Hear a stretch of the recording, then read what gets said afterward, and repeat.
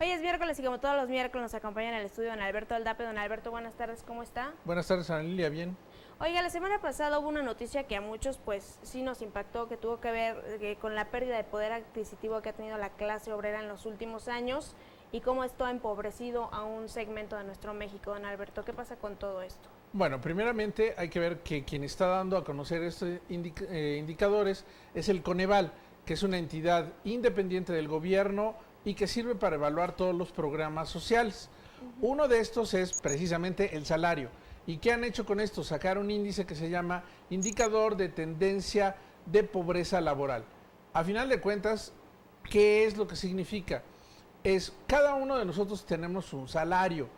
Ese salario al menos debería alcanzarnos para comprar la canasta básica y de esta forma evitar entrar en pobreza alimentaria. Lo que hace el Coneval es ir a las cifras del INEGI, de la Encuesta Nacional de Ocupación y Empleo, y ahí hay un renglón que dice cuánto es lo que reporta el entrevistado que gana. No ya se pregunta exactamente la cantidad, sino que se da en rangos.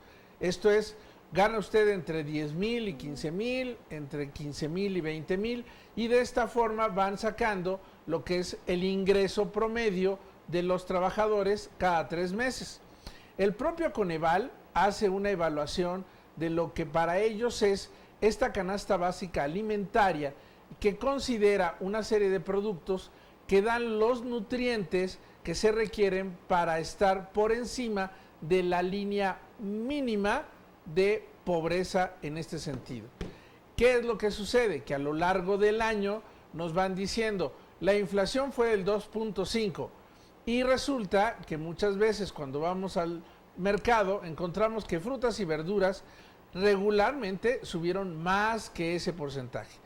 Entonces el Coneval se dedicó a hacer esta evaluación y, por ejemplo, la última que acaba de sacar para el trimestre de enero-marzo, la canasta alimentaria alcanzó un valor de 1,515 pesos con 60 centavos por persona al mes.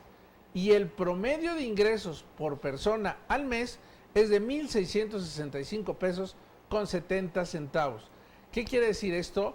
Que apenas le sobrarían 100 pesos para transporte, salud, educación, esparcimiento y todo aquello relacionado, por ejemplo, con el hogar, artículos para poder tener limpio la casa, poder tener ropa en buen estado, zapatos.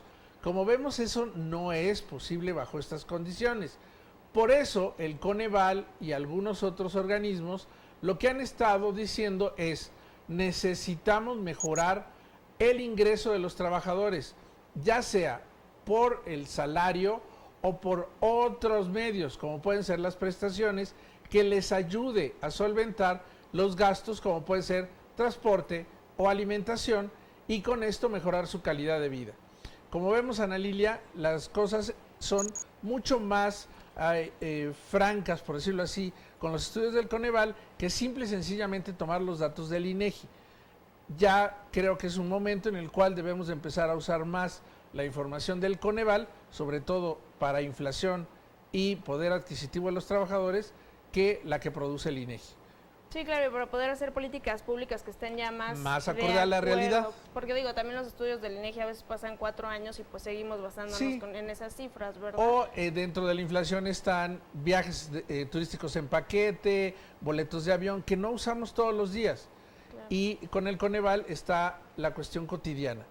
¿Qué es lo que necesitamos para transportarnos a nuestras casas? ¿Qué es lo que necesitamos para estar por encima de la línea de bienestar en alimentación? Es, digamos, una información más aterrizada para poder hacer esas políticas públicas. Muchísimas gracias, don Alberto. De nada, Lilia. Nos vemos el próximo miércoles.